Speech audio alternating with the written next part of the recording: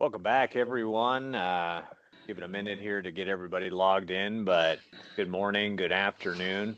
Again, thanks for joining us here again at another PartsEdge webinar. Again, we like to try to cover relevant topics for all of us here in the industry. And today, of course, we kind of have a relatively unique perspective, as you can all imagine, when it comes to DMS migration, but we see a lot of different things when it comes to that, so we kind of know what to look at clients. You went muted.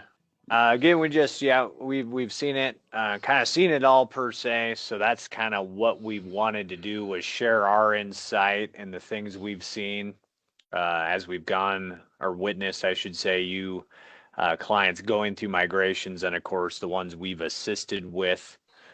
And we just want to definitely share that insight, what we've learned, what to look out for, some tips and tricks and perspectives when it comes to that. So that's what we want to share with you today. And of course, you're going to hear with one of our founders here at PartsEdge, Chuck Hartley here, our resident expert and guru of all things parts related. So with that said, we will kind of hand it over to you, Chuck. Okay, well, we have a nice, small, intimate crowd at this point. Thanks for joining us. Up front, what would be really nice to know is if any of you are considering or know you're going to a new DMS, if you could in the chat field, just write, we're going from CDK to Tekion. That'll help a little bit because a lot of the things we'll share, we've gone through quite a few migrations here lately. Okay, there's some, thank you, Tony, going from CDK to Reynolds. We've seen quite a few migrations over the last year and a half, a lot more than we used to see. And we certainly have experienced oh gosh, the good, the bads of any type of migration. None of them are simple. That's the first way I'll say. That up front, when you do a migration from DMS-A to DMS-B, and I don't care which one it is, it's typically painful because your people, the dealership, you've all gotten used to doing something for maybe many years. And all of a sudden, now it's literally, and I always like to preface this as I speak about this, is it's like you lived in the United States and all of a sudden they picked up and moved you to Beijing, China, and you had to learn this completely new language. And one of the things we've certainly seen with the DMS vendors specifically, and again, not picking on any of them, is that the training and the execution of it always seems to fall short. And so if you've gone from A to B or whatever, or you're considering going from A to B, this is going to be a great seminar. And one of the shorter ones we'll probably do because we can cover this fairly quickly. So first off, we always seem to start with this slide, and this is Kaylee. She always starts with the being reactive and trying to turn to proactive. And certainly if you're migrating, usually you as a parts manager never had the opportunity to make that decision to go from A to B. It's just, we're going to this and here we go. And, one of the things, and it's very true, is most DMS vendors, once they've got a dealer who's migrating, the first thing they tell the dealer principal, they tell he or she, they say, what you need to do is we're going to migrate you on X date, plan a trip to Europe and get lost for 3 weeks. Because ultimately what happens is, oh, this isn't working. Boss, we need to go back to the other system. It's that uncomfortable feeling. And one of the things that has been documented as well is when you migrate from A to B, typically it takes about 6 months for everybody to get super comfortable again, get it working. And there's several companies that specialize in this, and they say there's a definite revenue curve because people are doing things a little slower and whatnot and trying to get familiar with it. All of a sudden there's a revenue curve where things kind of slow down a little bit, and it seems like, gosh, our grosses seem to be dropping, and then they start to level back up as people feel more comfortable with it. So, what we'll do today is really help you to understand this. If you've switched already, here are some things, and feel free in the chat, to put some questions or comments based on what you went through when you went through it. That just helps our listeners, down the road. And we record this and people do pick up on it all the time. Things that you wish you would have done or you wish that the DMS vendor would have done that would have helped you out. Because we're going to point out the things we know about, but I'm sure there's more out there than what we know. So in today's discussion, again, we'll really just focus on what changes to expect with your switching DMS vendors. Typically, again, I'll mention this, parts managers typically are not even included enough in the process. Make sure you get involved. And some of the things we're going to discuss for you as a parts manager are really critical. The DMS, again, doesn't manage your inventory. You do. But it can absolutely wreak havoc if the setups and migrations aren't done properly. I'll give you an example of what we have seen so far with several DMS vendors, several of the newer ones. And, I see here a couple of you have gone to Tekion. I'm going to pick on them in particular right now just because we've gone through about a dozen migrations where someone's gone from System X over to Tekion. We've gotten into the Tekion system and we're just blown away that they do a good job of at least copying over the source numbers and matching the existing DMS numbers. But then when we go in there, and I don't know if this is just indicative of General Motors, and I know Tekion has had a lot of involvement with General Motors, but we get in there and there's no day supply. There's no phasing criteria. There's absolutely nothing except the shell of a source. And maybe because of stock replenishment programs, they figure they don't really need to input that. But it's just been terrible when we've seen this. And then we go in and we fix it and adjust it, with our existing clients. But one of the things that just has blown my mind is that they just make a source number and stick parts in it. And with no dynamic setups, whatever that you've typically been used to, like with a CDK or a Reynolds or a dealer built, so one of the things that we've certainly seen, and this, looking here is, remember your DMS is the brains of your parts inventory. You've worked a long time typically on the existing DMS that you've been on to get those settings tweaked to make your job comfortable to manage your inventory more effectively. Again, with sources, how your parts are categorized, your phase in, phase out criteria, pricing, how every sale is calculated for profit. Does a source use matrix or it's not matrix? You have special pricing. Reporting is a big thing. Reporting, learning the new reports out there, for auditing and whatnot and tracking is critical. And lastly, and we've certainly seen where this has happened to some degree, the source accounting, the setups as you migrate into this new DMS, how all of that accounting is set up effectively, to work properly. So we're going to basically give you 3 steps, 3 when you're considering a migration.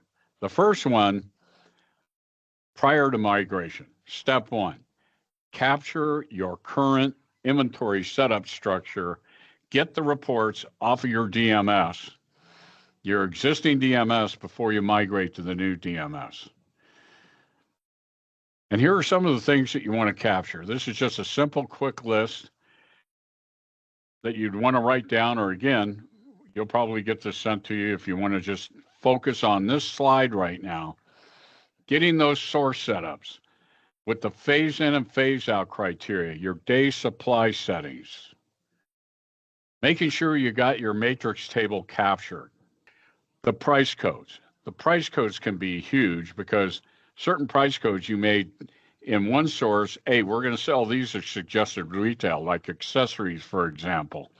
You want to make sure that when they migrate that over, that your accessories are still selling at suggested retail and your captive parts are being matrixed.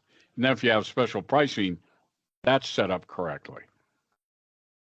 The source accounting setups, making sure that all of the things, if you have different asset accounts for gas, oil, and grease, tires, accessories in some degree with some of the manufacturers, you want to make sure that the sale type and the accounting are working properly.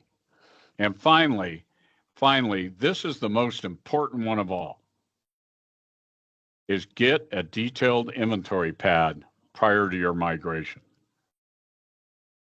I bring this up because I'll give you a perfect example of a dealer we just had that migrated, to PBS, and they went off of CDK. And this just happened this week, and they have $1.4 million in inventory, and they migrated over. And after they migrated, we got access and whatnot. What we learned is I asked the parts manager, I said, how close was the inventory value when you migrated from CDK to PBS? They said, oh, we were only off $6,000. I said, say what? And he said, we were only off $6,000. And I said, that's a $6,000 problem. If you're migrating from A to B, that migration, if you started with 1.4 million 000, it should be 1.4 million 000. And unfortunately, it was $6,000 short. And the DMS vendor says, hey, this is really good. We're this close. They ran a master tape, to make sure everything was set right. And there was a $6.02 appreciation is all. So what happened to the $6,000 that was on the CDK DMS that didn't migrate over into the PBS DMS? So that's why making sure you have that detailed inventory pad, you want to make sure that coming close is not an answer. Hitting it exactly is what you're looking for. Force that DMS vendor to match the numbers you have on your existing system. I can't say enough about that. Now, step number 2, you've gone through all this. You've got your captures. You've gone through migrations. So the next thing you want to look at, step number 2, after the migration, is reviewing all the reports and setups and the functionality of the things that you need to do. Again, step number 1, review that inventory total. I just, it blows my mind, and we've gone through so many of these, and I've only had 2 that they go, the dollar amount matched perfectly. But I've had many instances, more than I can count on these 2 hands, where the dollar value is different. And that's where you got to force these DMS vendors to match that number, because something happened. And you never know until you do a physical inventory down the road. All of a sudden, you're $6,000 short or more. It could have been, and a lot of people just blame it on, oh, it was through the migration. Well, migration, my foot. Anyway, that's just me speaking very directly about this. Look at your demand history. In fact, if there's anything here other than that inventory pad total that I would tell you to focus on, it's number 2. The demand history. I can't tell you how many times we've seen someone go from CDK or Reynolds and Reynolds to Dealertrack to PBS, Tekion, whatever, they never bring over, and it's right there at the end of that statement. For some reason, they don't think the month's no receipt field is that important. And we've gone back on several systems where they haven't migrated it over and forced the DMS vendor to go back and capture that data and update that number. It's really hard going from CDK to any other system because CDK doesn't have that last receipt date field. It's embedded, and they just call it an MNR. And so you literally have to take and create, based on 2 months no receipt, go back 60 days and put a set date for the months no receipt field to work in these other DMS systems. But it can be done, and it's a very critical process. And to me, two of the most important things that you have out there, other than your inventory total, is your aging based on sales and based on receipts. The special order aging, that's critical. Well, and Chuck, real quick on that receipt date, and we don't need to name names, but we went through that one where the DMS attempted to convince the manager that the receipt date was not important, that they would just start from square one and the aging would eventually catch up. So that's, another one of not only, not important, they didn't acknowledge it or convert it, but, they attempted to convince them it wasn't important and say you can just carry on without it. And so whatever part of the team you're on, whether you're fixed op or as a manager itself, is, be aware that the DMS may attempt to do that because, you don't know who's on the other end actually converting the data.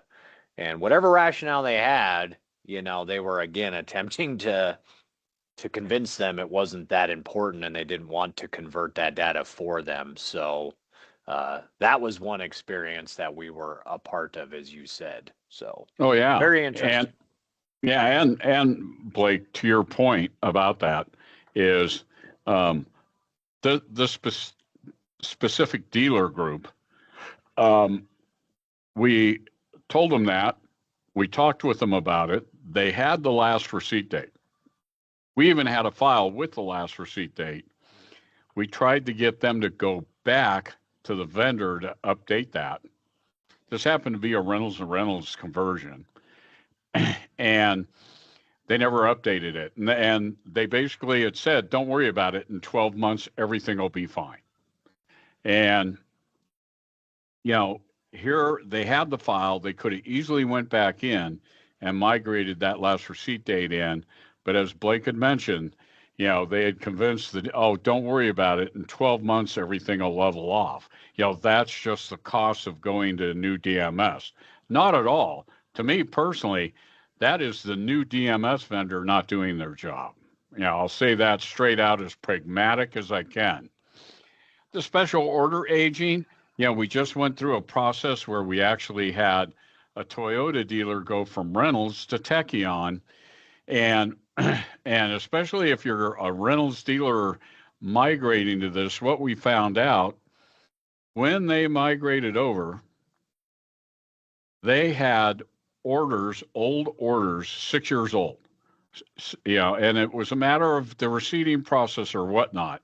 But before that migration, Reynolds had a really nice program out there. It was 2150 or 2151 that really allowed you to go out and cancel all of your customer orders or your stock orders over X amount of days old.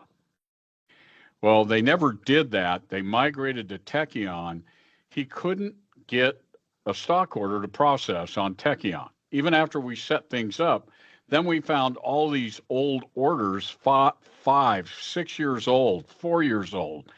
And when we went to Tekion and said, we want to cancel all of these orders that are over 60 days old, and then we'll worry about the last 60 days cleaning it up. You had to go in and do it one at a time. They didn't have a mass program to eliminate those like Reynolds and Reynolds had. And it took 4 hours to go through painfully and void each one of the orders with that process. So thinking about that, that's that forward thinking up front about making sure that your existing DMS cleaned up and accurate and valid migrating to the new store. And special order aging was a big part of that. Obsolescence trends. What's your obsolescence before and after the migration? And if you're not getting that last receipt date, as we saw with the client that went, over to Reynolds from dealer built, their obsolescence jumped by about 25% because they didn't have the last receipt date. And so everything was based on months no sale and shot it up considerably. And again, the next thing too, and this will show you based on phase in, phase out criteria and settings that they copy it over properly by the source, is run a stock order. Before they disappear, before they leave, run a stock order and say, this isn't even close to what I had, or maybe they hit the mark and it worked right. So there you go. And all of this really sums up some of the stories, Blake talking about what he did, me going through the horror stories of a migration. Here are the common mistakes that we see after a DMS conversion. Generic sources, as I mentioned, no phasing criteria, no day supply. They could care less. The demand history is missing. Again, that's typically that months no receipt. For some reason, DMS vendors, they don't think it's critical and important. But let me tell you, as a parts manager, months no receipt is probably more important than months no sale, the last time you bought a part. The other thing, pricing templates, making sure that everything is mapped correctly for the master tape, if we want to call it that, or the master update to be run, that's done. Again, reporting inaccuracies, cost values have changed. Why? They all get the same information from the manufacturer. How can you have a variance or a difference when you migrate from A to B? Source accounting issues that lead to GL problems. We've seen that. And here's a real big one that we're experiencing right now. And they just got it fixed yesterday. They've been on PBS now for a week. They did not get an Arrow order. They happen to be a Chrysler store. They did not get an Arrow order for a week. And it turned out that their old DMS vendor, CDK, was still pushing information up to Chrysler, and they needed PBS to do it. And it took several phone calls to finally get the DMS vendor, PBS, to shut down the CDK feed and make sure that it was coming from PBS now, that they had migrated. And you would think that would be done up front. That would be prepared. You'd be ready to do it. Turn it off the day of the migration and migrate it to the new DMS feed and get that working. And this poor dealer got a $90,000 Arrow stock order after not getting one for 6 days. Imagine what that did to productivity. And as we speak, they're putting it on the shelf. So these are kind of some of the things that, you really want to focus on, making sure that you're very proactive up front, that you got everything, and that you force the DMS vendor to do their job when they migrated is ever so critical and can really help you go through a smooth transition. The true cost of a bad conversion is right here. The inventory value is changed and not addressed. And typically, you never find that out till you do a physical inventory, a few months later or whatever, and you find out you have a shortage. And again, 90% of the time, every time the inventory seems to be short, they all write it off to the migration. That aged inventory change, that's so critical. And again, all of a sudden, you thought you had a pretty good inventory, and all of a sudden, your obsolescence grows by 20%. Because they didn't get that months no receipt number up. And all of a sudden, that can cause friction and conflict. That manufacturer communication, making sure that's a seamless change, beating the DMS vendor over the head to make sure that's done is critical. And again, lack of training by new DMS vendors. Typically when you go through these changes, and many of you, I could be preaching to the choir if you've gone through it already, they bring in a team of people that start to show you the new system. And typically they come into your store and they stay there for about a week. And having worked with some of these trainers, and this is very true, is the goal is for them to get out of the store as quickly as easily as possible because of the expenses involved with keeping the trainers there. And so you're trying to learn, you're trying to continue doing business, and they sit and hound you to death. And then you finally said, listen, I'm busy, I got it, leave me alone. And you sign off a sheet and they walk out the door, and you're lucky if you picked up 20% of what you really need to learn. So, hold them there, hold them accountable, make sure you understand your typical and basic DMS settings, running a stock order, setting a day's supply and a phase-in criteria, really critical. And the last one here, and we've certainly seen this in a couple of instances, all of a sudden they have a migration and you get people who get burnout, get very frustrated. And we've even seen some parts managers leave and go to another store with the old DMS system that they had because they just didn't want to learn that new DMS. I'd love to tell you that, hey, if you do a lot of this work, it's going to be seamless. It's going to be wonderful, kumbaya. I've never heard anybody say that. It's painful, but you can certainly reduce your pain and strain by following and working with these vendors, these DMS vendors. Bring up the horror stories I'm telling you here. Bring those up to them. Hold them accountable to make sure that you go through a good, seamless transition. Because, the payoff for getting it right is right here. You got a healthy inventory out of the gate. You're just learning some processes. You got that predictable phase-in, phase-out criteria. It's working like it was before. Pricing is everything, and that's working smoothly. And quite honestly, every DMS vendor that, where we've seen a switch, typically they seem to get the pricing pretty much right. That probably works better than anything else. Clean reporting, understanding their reporting mechanisms. I still have a lot of people with CDK that, they don't understand RPG, trying to write a custom report. I'm an expert on it because I do it all the time, but learning, how to go into AirIgnite or into CDK and RPG and build reports, literally it almost takes like a week-long class to really kind of understand their process and get it done. That's one of the things with Tekion that I've been very impressed with is that they have a series of reports out there that you don't have to sit and reinvent the wheel. They actually have some pretty good reporting mechanisms out there. So there's a flake pull up for Tekion. Every DMS vendor has some benefits and some detriments. Just so you know, it's learning how to adjust your business to make sure you're maximizing the new DMS effectively. And, again, and that's what the bottom line says, managers empowered to manage proactively.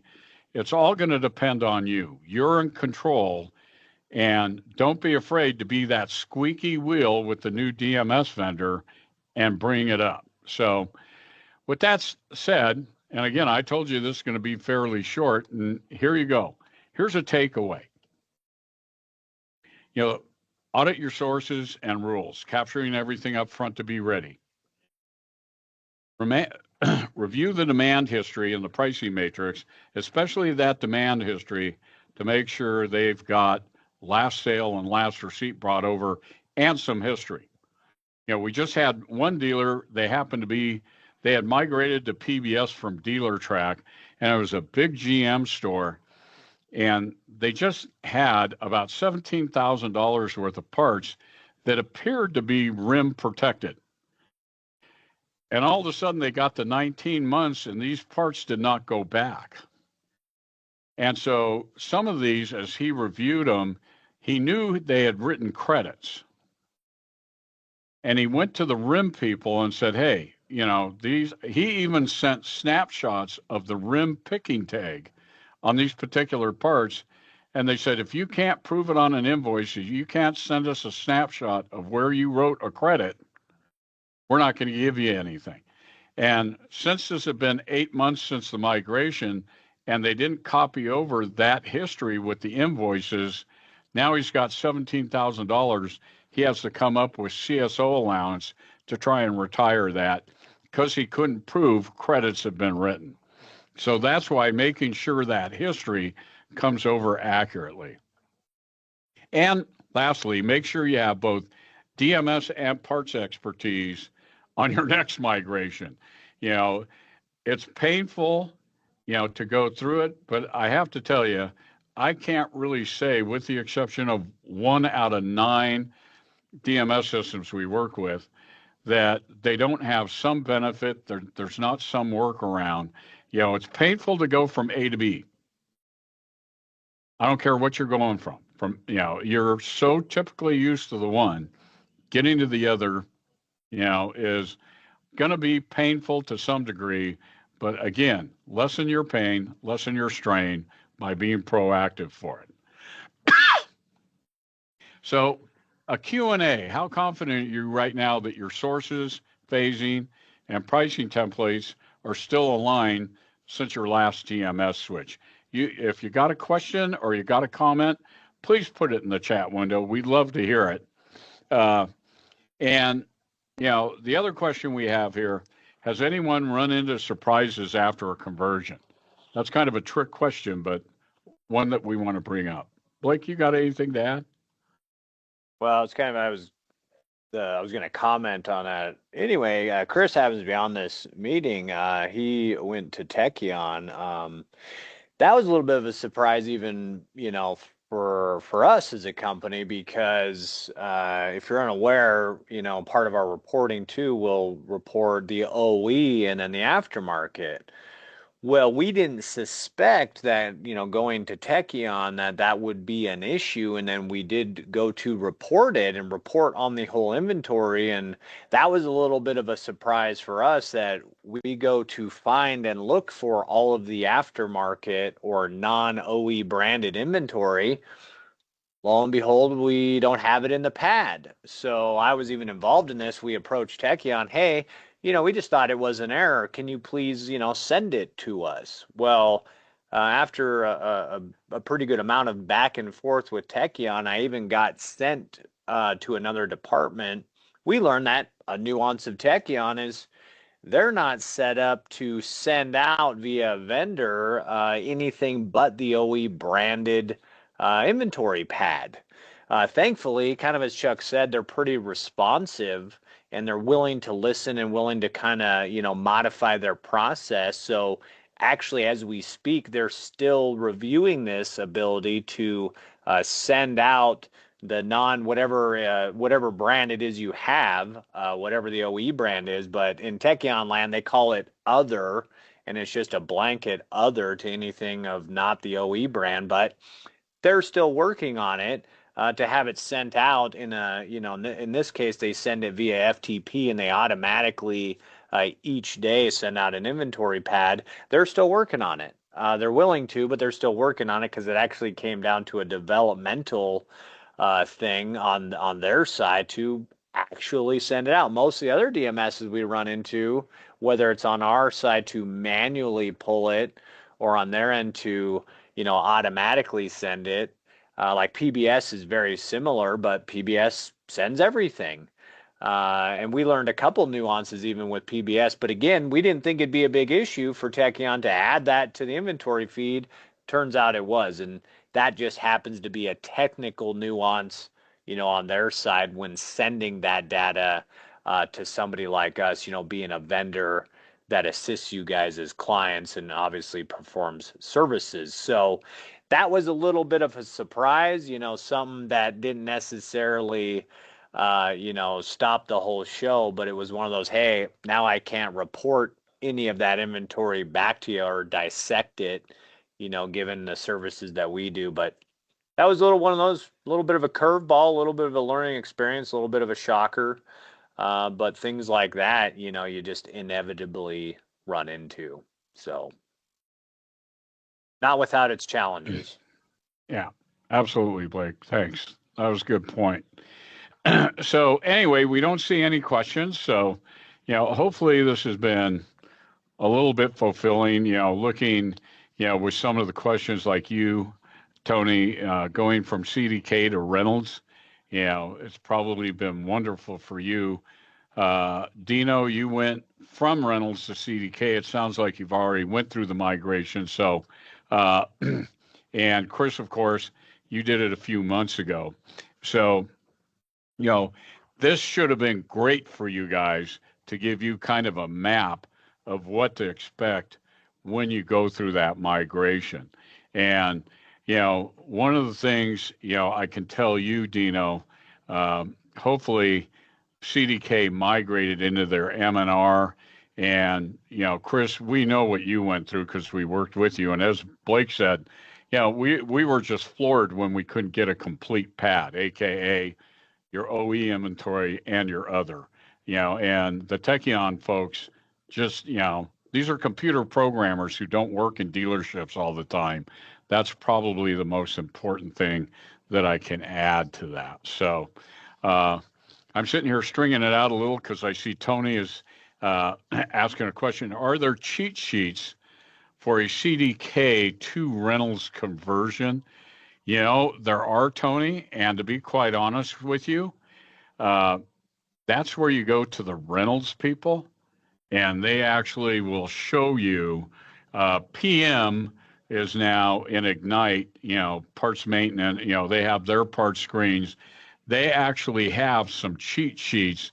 If you go through their university, they'll be able to supply those to you, Tony. I've seen several of those, and vice versa. You know, Once upon a time, years ago, there were cheat sheets out there. But one of the things is, and even for some of you who have migrated over, uh, they, like if you've been on Reynolds for a long time and you're used to going to 2101, which is the equivalent of parts maintenance in Reynolds, you know, uh, they'll come out and go, oh, this is an Ignite, and they'll show you exactly where to go, Tony.